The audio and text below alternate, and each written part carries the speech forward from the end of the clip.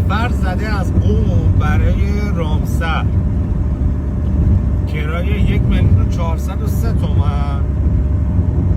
بعد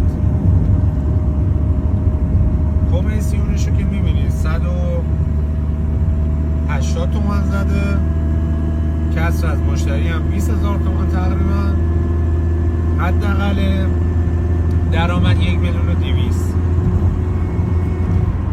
قابل توجه دوستان که عوارض آزادگاه تهران شمال الان نزدیک 100,000 تومان شده. کیلومتر این سفر هم 365 تا از قم به رامسر. حالا من کرایه تهران به رامسر هم میذارم، شما خودتون مقایسه کنید.